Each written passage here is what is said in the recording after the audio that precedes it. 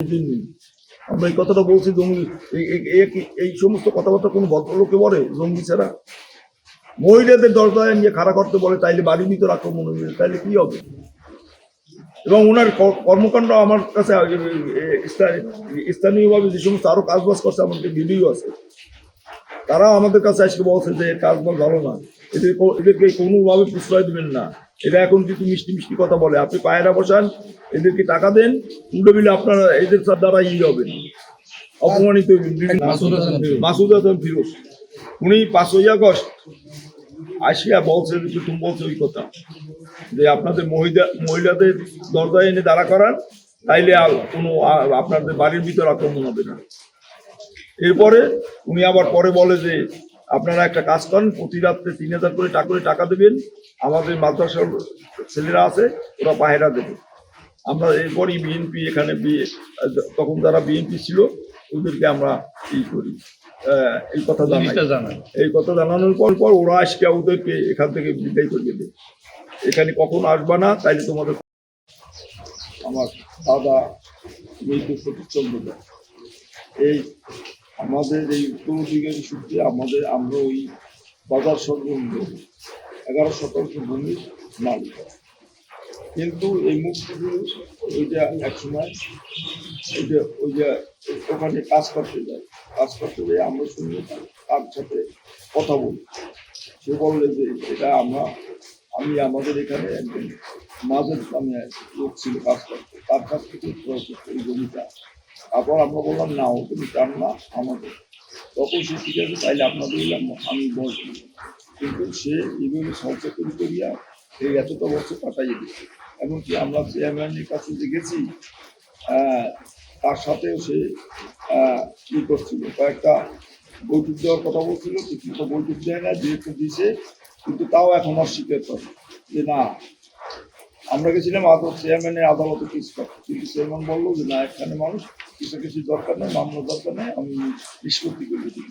কিন্তু আমরা কোনো পাই নেই। কিন্তু তারপর সে 5ই আগস্ট আসার পরে সে তার রূপ একেবারে চেঞ্জ করে, সে বিভিন্নভাবে আমাদের ভয়ভীতি দেখাইছে, তা অনেকটা ভাষায় প্রকাশ করা যায় না।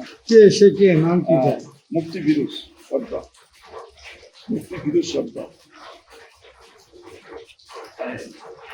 তারপরে আমরা এখন এই বিএনপি সরকার আসার পরে তাদের কাছে ওই টাইমে 5ই আগস্ট উনি যেভাবে আমাদের সাথে আচরণ শুরু করছে, আমরা তিক্ত হয়ে, তারপর বিএনপি এখানে যে স্থানীয় যারা ছিল তারাই তো ছিল তখন সক্রিয়, তাদের কাছে বলার পর আজকে ওনাকে একদিন পাইছে আমাদের বাড়িতে, ওনার দল বড় সব বলছে আপনি এখানে কি করেন, এখানে আসবেন না, কখন এদের এরকম ভয়ভীতি দেখাবেন না, তাইলে কিন্তু অসুবিধা হবে।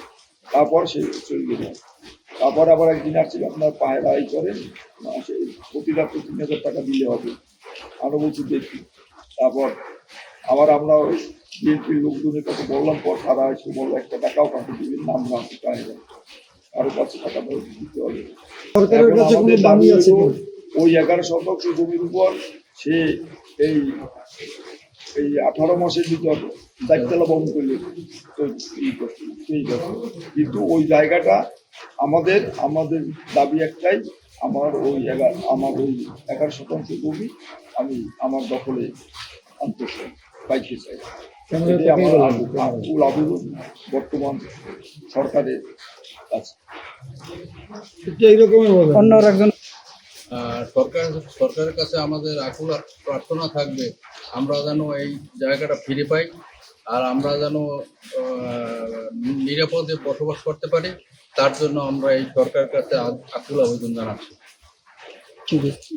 পৈতৃক সূত্রে জমিপ্রাপ্ত হইয়া আমরা ওয়ারিশ হিসেবে মালিক, 11 শতাংশ জমির মালিক। এই জায়গাটা বেয়াত হয়ে যায়, বেয়াত হওয়ার পর আমরা যাতে এই জায়গাটা আমরা শান্তিপূর্ণভাবে আমরা ফেরত পাই, এই জন্য বাংলাদেশ সরকার আবেদন, স্থানীয় প্রশাসন সহ যাতে আমরা এই জমিটা ফেরত পাই, তাদের কাছে আমাদের আকুল আবেদন।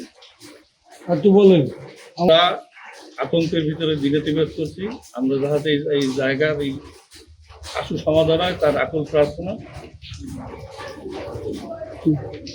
এবং শান্তিতে বসবাস করতে পারি, মাননীয় প্রধানমন্ত্রী সহ স্থানীয় প্রশাসন সহ আকুল আবেদন রইল সংখ্যালঘুরা যাতে